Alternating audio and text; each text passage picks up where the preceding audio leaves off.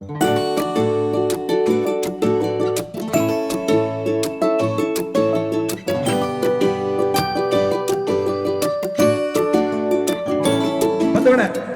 ನಡುವಿನ ಅಂಕಿಅಂಶಗಳ ತಜ್ಞ ಯುವ ನಾಯಕ ಬಹಳ ಚತುರತೆಯಿಂದ ಎಲ್ಲ ಕಡೆ ಕಾರ್ಮಿಕರ ಮಧ್ಯದಲ್ಲಿ ಉಂಟಾಗಿದ್ದಂತಹ ಸಮಸ್ಯೆಗಳನ್ನ ತನ್ನಲ್ಲಿರುವಂತಹ ಜ್ಞಾನ ಭಂಡಾರಕ್ಕೆ ಸಾಕ್ಷಿಯಾಗಿ ದಾಖಲೆಗಳನ್ನ ಇಟ್ಕೊಂಡು ಎಲ್ಲ ಕಡೆ ತಿರುಗಾಡಿ ನಿಮ್ಮನ್ನೆಲ್ಲರನ್ನು ಒಳಗೊಂಡಂತೆ ನಮ್ಮನ್ನೆಲ್ಲರನ್ನು ಶಿಕ್ಷಿತರನ್ನಾಗಿ ಮಾಡಿರುವಂತಹ ನಮ್ಮ ನಡುವಿನ ಮತ್ತೋರ್ವ ನಾಯಕ ಶ್ರೀಯುತ ಮಹದೇಶ್ ಅವರು ಹಿರಿಯ ಉಪಾಧ್ಯಕ್ಷ ಸ್ಥಾನಕ್ಕೆ ಸ್ಪರ್ಧೆಯನ್ನ ಮಾಡ್ತಿದ್ದಾರೆ. ಅವರು ಈಗ ನಿಮ್ಮ ಮುಂದೆ ಮಾತಾಡಲಿದ್ದಾರೆ. ಸರ್ ನಮಸ್ಕಾರ ಎಲ್ಲರಿಗೂ.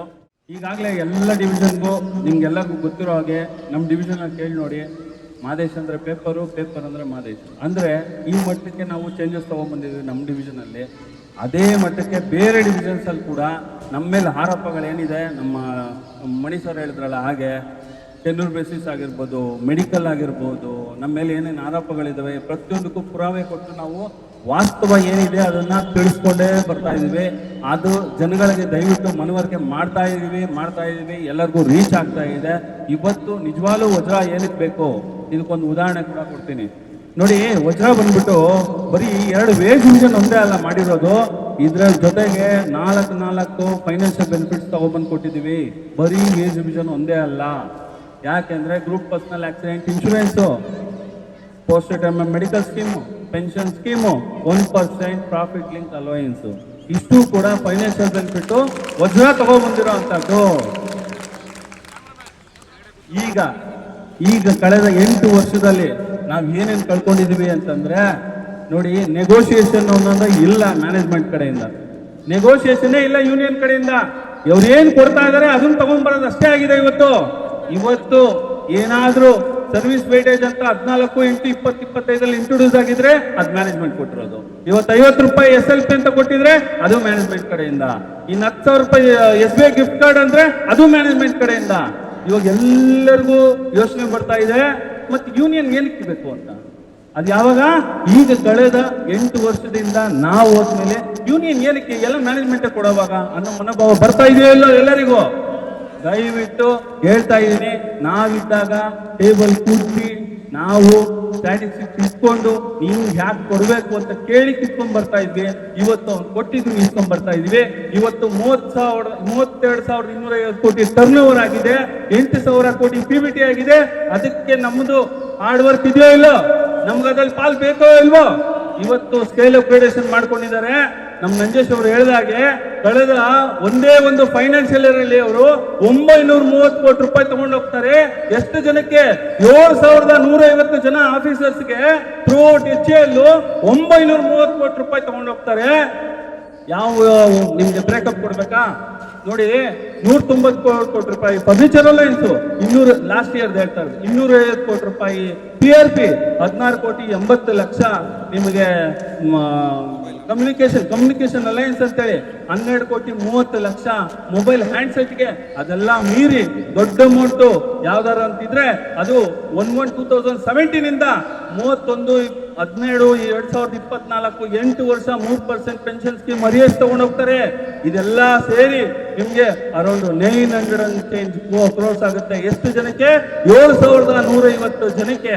ಅದೇ ನಮಗೆ 16,500 ಜನ ಥ್ರೂ ಔಟ್ ಕಾಂಪ್ಲೆಕ್ಸ್ ಇರುವಂತ ಎಂಪ್ಲಾಯೀಸ್ಗೆ ಕೊಟ್ಟಿದ್ದು 58 ಕೋಟಿ. ಇದನ್ನ ಯಾರು ಕ್ವಶನ್ ಮಾಡಬೇಕು? ಇಲ್ಲಿ ಎಲ್ಲಿ ಫೇಲ್ಯೂರ್ ಆಗ್ತಾ ಇದ್ದಾರೆ? ಇವಾಗ 2012ರಲ್ಲಿ ಇದೇ ಇವರೇ ಡೈರೆಕ್ಟರ್ ಸಂಬಳನ ವೇಜ್ ಯೂಷನ್ ಮಾಡಿದ್ದು.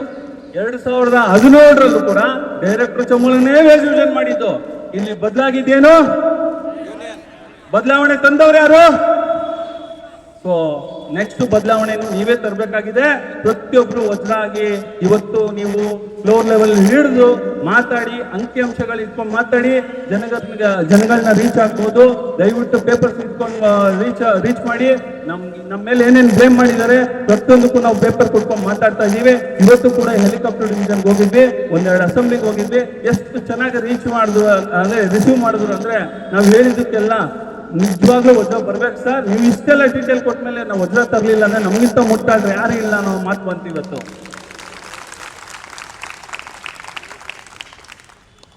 ನೋಡಿ, ಗ್ರೂಪ್ ಪರ್ಸನಲ್ ಆಕ್ಸಿಡೆಂಟ್ ಇನ್ಶೂರೆನ್ಸ್ ತಂದಿದ್ದು ಹೊಸ ಸ್ಕೀಮು BL ಅಲ್ಲಿ ಇತ್ತು. ಯಾರ್ಯಾರು ನಮ್ಮಲ್ಲಿ ಡಿಸೀಸ್ ಆಗ್ತಾರೆ ಅಂದರೆ ಆಕ್ಸಿಡೆಂಟ್ ಆಗುತ್ತೆ, ಕೈಕಲ್ ಮುರ್ಕೊಂತಾರೆ, ಸೆಲ್ಫ್ ಆಕ್ಸಿಡೆಂಟ್ ಆಗುತ್ತೆ ಅಂಥವ್ರಿಗೆ ಅಂತ ತಂದಿದ್ದು. ಇವತ್ತು ಇದನ್ನ ಯೂಸ್ ಮಾಡ್ಕೊಳಕ್ಕೆ ಆಗಲ್ಲ ಅಂತ ಪರಿಸ್ಥಿತಿ ತಂದವ್ರೆ. ಗೊತ್ತಾ? ಏನು ಗೊತ್ತಾ? ನಿಮ್ಗೆಲ್ಲರಿಗೂ ಗೊತ್ತಾ? ನೀವೆಲ್ಲರೂ ನೋಡಿ, ಕಳೆದ ಇನ್ಸೆಂಟಿವ್ ಸ್ಕೀಮ್ ಆದ್ಮೇಲೆ ಎಲ್ಲರೂ ಬ್ಯಾಂಡೇಜ್ ಕಟ್ಕೊಂಡು ಓಡ್ ಬರ್ತಾವ್ರೆ. ಏನಕ್ಕೆ ಗೊತ್ತಾ? 384 SMS ಬುಕ್ ಮಾಡಬೇಕು. ನಾನು 57 ಡೇಸ್ ಇರಬೇಕು CPP-ಗೆ, ಇಲ್ಲ 2128 ಇರಬೇಕು, ಇಲ್ಲ 273 ದಿನ ಅಟೆಂಡೆನ್ಸ್ ಇರಬೇಕು ಅಂದ್ರೆ GPS ಸ್ಕೀಮ್ ತಂದಿದ್ದು ಏನಕ್ಕೆ? ನಾವು ತಂದಿದ್ದು ನೀವು ಮನೇಲಿ ರೆಸ್ಟ್ ಮಾಡಿ ಮ್ಯಾಕ್ಸಿಮಮ್ ಏನ್ ಲೀವ್ ಆಗ್ತೀರಾ ಅದಕ್ಕೆ ಇನ್ಶೂರೆನ್ಸ್ ಕಂಪ್ನಿ ಏನ್ ಬರ್ಬೇಕು ಅದನ್ನ ಕೊಡಿಸ್ತೀವಿ ಅಂತ ಹೇಳಿ GPI ತಂದಿರೋದು. ಇವತ್ತು ಏನಾಗಿದೆ ಅಂದ್ರೆ ಆ ಸ್ಕೀಮ್ ನಾವು ಯೂಸ್ ಮಾಡ್ಕೊಳಕ್ಕಾಗಲ್ಲ ಅಂತ ಪರಿಸ್ಥಿತಿ ತಂದವ್ರೆ. ಆ ತರ ಕುಕ್ಕೆಗಿಟ್ಟವ್ರೆ. ಅಂದ್ರೆ ಒಂದು ಸ್ಕೀಮ್ ನಾವೇನಾದ್ರು ತಂದಿದ್ದೆ ಆದ್ರೆ ಅದರಲ್ಲಿ ಚೇಂಜಸ್ ಇರಬೇಕು, ಅಂದ್ರೆ ಅದರಲ್ಲಿ ಅಪ್ಡೇಟೆಡ್ ಇರಬೇಕು. ಏನ್ ಹಳೆ ಮಾನದಂಡಗಳಿದ್ದಾವೆ ಅದೆಲ್ಲ ಕಳೆದು ಮಹಾರತ್ನ ಕಂಪ್ನಿ ಸೂಕ್ತವಾಗಿ ತರಬೇಕು. ಆದ್ರೆ ಇವತ್ತೇನಾಗಿದೆ? ಇವತ್ತು ಬಂದ್ಬಿಟ್ಟು ಮಹಾರತ್ನ ಕಂಪ್ನಿಗೆ ಸೂಕ್ತವಾಗಿ ಅವ್ನು ತಗೊಂಡು ಹೋಗ್ತಾ ಇದ್ದಾನೆ, ಯಾರು? ಮ್ಯಾನೇಜ್ಮೆಂಟು. ಆದ್ರೆ ನಮಗೆ ಮಹಾರತ್ನ ಕಂಪ್ನಿಗೆ ಸೂಕ್ತವಾಗಿ ಕೊಡ್ತಾ ಇದ್ದಾನ? ಅವ್ನು ಕೊಟ್ಟಿದ್ದು ನಿಲ್ಸ್ಕೊಳ್ಳೋ ತರ ಪರಿಸ್ಥಿತಿ ಬಂದಿದೆ. ಇದು ಬೇಕಾ? ದಯವಿಟ್ಟು ವಜ್ರ ಗುಂಪನ್ನ ಗೆಲ್ಸಿ. ನಾವು ಹೇಳ್ತಾ ಇದೀವಿ ಗಂಟಾಗೋಷ್ಠವಾಗಿ ಮ್ಯಾನೇಜ್ಮೆಂಟ್ ಇಂದ ಏನು ಕೊಡ್ಬೇಕು ನೀನ್ ತಗೋ, ನಾನು ಬೇಡ ಅಂತ ಹೇಳಲ್ಲ. ನೀನು ಕಂಪ್ನಿ ಚೆನ್ನಾಗಿದೆ, ನೀನು ತಗೊಳ್ಳೋದ್ರಲ್ಲಿ ಇನ್ನೂ 100 ಕೋಟಿ ತಗೋ. ಆದ್ರೆ ನನ್ಗೇನ್ ಬರ್ಬೇಕಪ್ಪ ಅಲ್ಲೋ, ನನ್ ಬರ್ಲೇಬೇಕಲ್ವಾ? ಅದನ್ನ ನಾವು ಕೇಳಲೇಬೇಕು ತಾನೆ.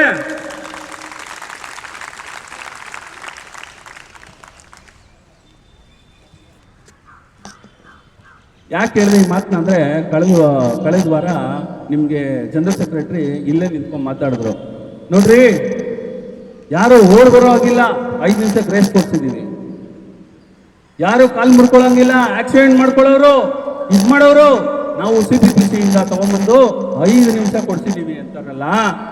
ಇದು CPPC ಸೆಂಟ್ರಲೈಸ್ ಪೇರೋಲ್ ಸಿಸ್ಟಮ್ ನೀವೋಗಿ ನೆಗೋಷಿಯೇಟ್ ಮಾಡಿದ್ರ? ಹಂಗಾರೆ ನೀವೋಗಿ ನೆಗೋಷಿಯೇಟ್ ಮಾಡಿದ್ರೆ ಆದ್ರೆ 4 ಮೆಡಿಕಲ್ ಆದ್ಮೇಲೆ 5ನೇ ಮೆಡಿಕಲ್ಗೆ RGP ಆಗುತ್ತೆ. ಯಾಕೆ 5ನೇ ಮೆಡಿಕಲ್ಗೆ RGP ಯಾಕೆ ಆಗ್ಬೇಕು? ನೀವು ತಂದ್ಮೇಲೆ ಇದನ್ನ ನೆಗೋಷಿಯೇಟ್ ಮಾಡ್ಬೇಕೋ ಇಲ್ಲ? CPPC ಕೊಟ್ಟಿದ್ದ ಅವನ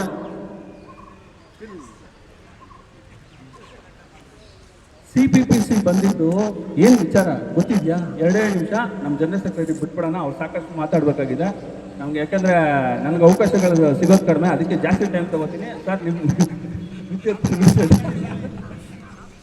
CPPC ನೋಡಿ, CPPC ಅನ್ನೋದು ಸೆಂಟ್ರಲೈಸ್ ಪೇರೋಲ್ ಸಿಸ್ಟಮ್ ಏನಕ್ಕೆ ಮಾಡಿದ್ದಾರೆ ಅಂತಂದ್ರೆ, throughout India all over HL ಏನಿದೆ, ಆಲ್ ಓವರ್ HL ಒಂದು ಕಾಮನ್ ಪೇರೋಲ್ ಸಿಸ್ಟಮ್ ಇಡಬೇಕು ಅಂತ ಹೇಳಿ ಮಾಡಿರುವಂಥದ್ದು.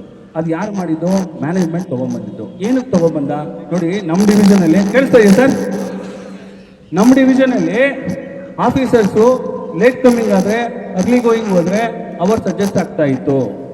ನಮಗೆ ಅವ್ರಿಗೆ 2 ಅವರ್ ಗ್ರೇಸ್ ಇತ್ತು, ನಮಗೆ 1/2 ಅವರ್ ಗ್ರೇಸ್ ಇತ್ತು. ಏನು? 1 ತಿಂಗಳಲ್ಲಿ. ಇದನ್ನ ಸೆಂಟ್ರಲೈಸ್ ಪೇರೋಲ್ ಸಿಸ್ಟಮ್ ಮಾಡಿದಾಗ ಒಂದು ಪ್ರೋಗ್ರಾಮ್ ರನ್ ಆಗುತ್ತೆ, ನಮ್ಮಲ್ಲಿ 2 ಪ್ರೋಗ್ರಾಮ್ ರನ್ ಆಗ್ತಾ ಇತ್ತು. ನಿಮ್ಮ ಬೇರೆ ಡಿವಿಷನ್ಸ್ ಅಲ್ಲಿ ನೋಡ್ಬೇಕು, ಅರ್ಲಿ ಗೋಯಿಂಗು 5 ನಿಮಿಷ ಇತ್ತು, ಲೇಟ್ ಕಮ್ಮಿಂಗು 5 ನಿಮಿಷ ಇತ್ತು. ಅದು ನಮ್ಮಲ್ಲಿ ಇರಲಿಲ್ಲ ಇಂಜಿನ್ ಡಿವಿಷನ್ ಅಲ್ಲಿ. ಸೊ ಒಂದು ಪ್ರೋಗ್ರಾಮ್ ಮಾಡಬೇಕು ಅಂತಂದ್ರೆ ನಿಮ್ಗೆ ಏನಾಗುತ್ತೆ, ಈ ವ್ಯತ್ಯಾಸಗಳು ಏನಿದೆ, ಒಂದೊಂದು ಡಿವಿಷನ್ ವ್ಯತ್ಯಾಸ, ಆಫೀಸರ್ಸ್ಗೂ ಎಂಪ್ಲಾಯ್ಗೂ ವ್ಯತ್ಯಾಸ, ಈ ವ್ಯತ್ಯಾಸಗಳನ್ನ ನಾವು ಚೇಂಜ್ ಮಾಡಬೇಕಾಗುತ್ತೆ. ಒಂದು ಸಾಫ್ಟ್ವೇರ್ ಮಾಡಬೇಕಾಗುತ್ತೆ ಅಂತ, ಒಂದು ಪ್ರೋಗ್ರಾಮ್ ಮಾಡಬೇಕು ಅಂತ ಹೇಳಿ ಅವ್ರೇನ್ ಮಾಡಿದ್ರು, ಆ 2 ಅವರ್ಸ್ ಆಫೀಸರ್ಸ್ ಕೊಡ್ತಾ ಇದ್ದಿದ್ದು ನಮಗೂ ಎನ್ಹಾನ್ಸ್ ಮಾಡಿದ್ರು, ಎಕ್ಸ್ಟೆಂಡ್ ಮಾಡಿದ್ರು. ಏನಕ್ಕೆ ಅಂತಂದ್ರೆ ಅವ್ರಿಗೆ ಅವರ್ಸ್ ಅಡ್ಜಸ್ಟ್ಮೆಂಟ್ ಇತ್ತಲ್ಲ, ಲೇಟ್ ಕಮ್ಮಿಂಗು ಅರ್ಲಿ ಗೋಯಿಂಗು, ಇದು ಹೋಗ್ಬಿಡ್ತಾ ಇತ್ತು. ಇವಾಗ 2 ಅವರ್ಸ್ ಕಳೆದು ಬಿಟ್ರೆ ಅವರು ಮತ್ತೆ ನಮ್ಮ ಮೇಲೆ ಬೀಳ್ತಾರೆ ಅಂದ್ಬಿಟ್ಟು ಆಫೀಸರ್ಸ್ಗೋಸ್ಕರ ಆ 2 ಅವರ್ಸ್ ಉಳಿಸ್ಕೊಂಡು ಅದನ್ನ ಎಂಪ್ಲಾಯ್ಸ್ಗೂ ಕೂಡ ಎಕ್ಸ್ಟೆಂಡ್ ಮಾಡಿದ್ದು. ಇವಾಗ ಹೇಳಿ CPPC ಯಾರು ತಂದಿದ್ದು ಅಂತ? CPPC ಮ್ಯಾನೇಜ್ಮೆಂಟ್ ಅವನಾಗವನೇ ತಗೊಬಂದ, ಇಲ್ಲ ಇವ್ರು ಕೇಳಿ ತಗೊಬಂದ್ರ? ಅರ್ಥ ಮಾಡ್ಕೊಳ್ಳಿ ಇಲ್ಲಿ ಎಷ್ಟು ವಿಚಾರಗಳಿದ್ದಾವೆ ಅಂದ್ಬಿಟ್ಟು. ಹಾಗೇನೆ 14th ಆಗಸ್ಟ್ 2025 ನಿಮ್ಗೆಲ್ಲರಿಗೂ ಗೊತ್ತಿರೋ ಹಾಗೆ ಸೀನಿಯರ್ಸ್ ಇಲ್ಲೇ ಇದ್ದಾರೆ, ಚಿನ್ನಿ ಪ್ರಕಾಶ್ ಸರ್. ಅವ್ರಿಗೆ 25 ವರ್ಷದ್ದು ಸಿಕ್ಕಿಲ್ಲ, 35 ವರ್ಷದ್ದು ಸಿಗಲ್ಲ. ಅವ್ರು ಅಷ್ಟರಲ್ಲಿ ರಿಟೈರ್ಡ್ ಆಗೋಗ್ಬಿಡ್ತಾರೆ. ಅಂದ್ರೆ ನೀವೇನಕ್ಕೆ ತಂದ್ರಿ? ಏನ್ ಮಾನದಂಡ ಇಟ್ಕೊಂತವ್ರಿ? ಇಲ್ಲ 1st ಜನವರಿ ಅಂತ ಇಟ್ಕೋಬೇಕು, ಇಲ್ಲ 1st ಜೂನ್ ಅಂತ ತಗೋಬೇಕು, ಏನೋ ಒಂದು ಇಟ್ಕೊಂಡು ನೆಗೋಷಿಯೇಟ್ ಮಾಡ್ಕೊಂಡ್ ಬರ್ಬೇಕೋ ಇಲ್ಲ, ಸ್ಟ್ರಾಟಜಿಸ್ ತಗೊಬೇಕೋ ಇಲ್ಲ. 1st ಜಾನ್ವರಿಯಿಂದ 14th ಆಗಸ್ಟ್ವರೆಗೂ ಈ ವರ್ಷದಲ್ಲಿ ಎಷ್ಟು ಜನ ಇದ್ದಾರೆ ಅಂತ ನೋಡ್ಬೇಕೋ ಇಲ್ಲ, ಅದು ನೋಡಿ ತಾನೇ ತರಬೇಕು. ಇವ್ರು ಹೇಳ್ತಾರೆ ಬಂದ್ಬಿಟ್ಟು ರೇ ಹಂಗೆಲ್ಲ ಮಾಡೋಕ್ಕಾಗಲ್ಲ ರೀ, ನೀವು 1 ಜೂನ್ ಅಂತೀರಿ, 25ಕ್ಕೆ 24ರಲ್ಲಿ 20 ವರ್ಷ ಕಂಪ್ಲೀಟ್ ಆಗೋರು ಏನ್ ಮಾಡ್ತಾರೆ ಅಂತ ಕೇಳ್ತಾರೆ. 24ರಲ್ಲಿ ಸ್ವಾಮಿ 2004ರಲ್ಲಿ ಅಪಾಯಿಂಟ್ಮೆಂಟೇ ಆಗಿಲ್ಲ, 2003 ಆದ್ರೆ 2005 ಅಪಾಯಿಂಟ್ಮೆಂಟ್ ಆಗಿರೋದು. For your kind information. ಯಾಕೆ ಮಿಸ್ಲೀಡ್ ಮಾಡ್ತೀರಿ ಎಂಪ್ಲಾಯೀಸ್ಗೆ? ಮಿಸ್ಲೀಡ್ ತಾನೇ ಇದು. ಈ ಮಾಹಿತಿಗಳು ಕೊಡ್ತೀರಾ. ಇವತ್ತು ನೆಗೋಸಿಯೇಷನ್ ಯಾವ ಮಟ್ಟಕ್ಕೆ ಫೇಲ್ಯೂರ್ ಆಗಿದೆ ಅಂದ್ರೆ ಯೂನಿಲ್ಯಾಟ್ರಲ್ ಡಿಸಿಷನ್. ಅವ್ನ್ ಏನ್ ಬೇಕೋ ಅವ್ನು ತಗೋತವನೆ. ಇವತ್ತು ನಾವ್ ಹೇಳ್ತಾ ಇದೀವಿ ಅವ್ರು ತಗೊಳ್ಳೋದ್ರಲ್ಲಿ ಅರ್ಥ ಇದೆ, ಅವ್ರು ತಗೊಳ್ಳಿ, ಕಂಪ್ನಿ ಚೆನ್ನಾಗಿದೆ ತಗೊಳ್ಳಿ, ನಮಗೇನ್ ಬರ್ಬೇಕು ಪಾಲು ನಮಗ್ ಬರ್ಬೇಕು. ಬಿಕಾಸ್ ಈ is not A owner of the company. Because ಅವ್ರದ್ದು ಇನ್ವೆಸ್ಟ್ಮೆಂಟ್ ಅಂತ ಏನೂ ಇಲ್ಲ. ನಮಗೇನು ನಾವು ವರ್ಕರ್ಸ್ ಲೈನ್ ಅಲ್ಲಿ ಇದೀವಿ, ಅವ್ನ ಆಫೀಸರ್ ಲೈನ್ ಅಲ್ಲಿ ಇದ್ದಾನೆ ಅನ್ನೋದು ಬಿಟ್ರೆ ಏನೂ ವ್ಯತ್ಯಾಸ ಇಲ್ಲ. ಅಲ್ಲಿ ಏನು ನಮ್ ಪ್ರಾಫಿಟ್ ಬರಬೇಕು, ನಮ್ಗೇನ್ ಶೇರ್ ಬರಬೇಕು ಅದ್ರಲ್ಲಿ ಶೇರು ನಮಗ್ ಬರಲೇಬೇಕು. ಇದನ್ನ ಏನಾದ್ರು ಪಡ್ಕೊಬೇಕು ಅಂದ್ರೆ ಅದು ವಜ್ರ ಗುಂಪಿಂದ ಮಾತ್ರ ಸಾಧ್ಯ. ದಯವಿಟ್ಟು ಎಲ್ಲ ಡಿವಿಷನ್ ಎಂಪ್ಲಾಯೀಸ್ಗೂ ನಾವು ಕೈ ಮುಗಿದು ಕೇಳ್ತಾ ಇದ್ದೀವಿ. ಪ್ರತಿಯೊಂದು ವರ್ಕ್ಮನ್ಗೂ ನೀವು ಯಾಕೆ ವಜ್ರ ಬೇಕು ಅಂತ ನೀವು ತಿಳಿಸಿಲ್ಲ ಅಂದ್ರೆ ಪ್ರತಿಯೊಬ್ಬರಿಗೂ ಕಲ್ಕೊಳ್ಳೋದು ಸಾಕಷ್ಟಿದೆ. ಆಸ್ ಎ ವರ್ಕ್ ಮ್ಯಾನ್ ನನಗೆ ವಜ್ರ ಬೇಕಾಗಿದೆ, ಲೀಡರ್ಶಿಪ್ ಆಮೇಲೆ. ಯಾಕೆಂದ್ರೆ ಸಾಕಷ್ಟು ಕಳ್ಕೊಂಡ್ಬಿಟ್ಟಿದ್ವಿ 8 ವರ್ಷದಿಂದ. ದಯವಿಟ್ಟು ಹೇಳ್ತಾ ಇದೀವಿ, ಪ್ರತಿಯೊಬ್ಬರು ಬೇರೆ ಎಂಪ್ಲಾಯ್ಸ್, ನ್ಯೂಟ್ರಲ್ ಎಂಪ್ಲಾಯ್ಸ್ ಏನಿದ್ದಾರೆ ಅವ್ರಿಗೆ ಅರ್ಥ ಮಾಡಿಸಿ ವಜ್ರ ಯಾಕೆ ಬೇಕು ಅಂದ್ಬಿಟ್ಟು ಹಾಗೆ ಮಲ್ಟಿಪಲ್ ಮಾಡಿ. ಮೆಟ್ರೋದಲ್ಲಿ ಹೇಳಿ, ಬಸ್ಸಲ್ಲೇ ಹೇಳಿ, ಮೆಡಿಕಲಲ್ಲಿ ಹೇಳಿ, ನಿಮ್ಗೆ ಎಲ್ಲೆಲ್ಲಿ ಎಂಪ್ಲಾಯ್ಸ್ ಸಿಗ್ತಾರೋ ವಜ್ರ ಏನಕ್ಕೆ ಬೇಕಾಗಿದೆ ಆ ಸ್ಟ್ಯಾಟಿಸ್ಟಿಕ್ಸ್ ಕೊಡಿ. ನಮ್ಮ ಹತ್ರ ಇನ್ನೇನು ಬೇಕು ವಿಚಾರಗಳನ್ನ ತಿಳ್ಕೊಳ್ಳಿ. ದಯವಿಟ್ಟು ವಜ್ರ ಬೇಕಾಗಿದೆ ಇವತ್ತು. ಅದಕ್ಕೆಲ್ಲ ನೀವು ಸಹಕಾರ ಕೊಟ್ಟರೆ ಮಾತ್ರ ಸಾಧ್ಯ. ಮತ್ತೆ ನಮ್ಮ ಸುವರ್ಣ ಯುಗ ಆಗಬೇಕು ಅಂತಂದ್ರೆ ಅದು ಎಂಪ್ಲಾಯೀಸ್ಗೆ, ಅದು ವಜ್ರದಿಂದ ಮಾತ್ರ ಅಂತ ಹೇಳ್ತಾ ನನ್ನ 2 ಮಾತು ಮುಗಿಸ್ತೀನಿ. Thank you very much.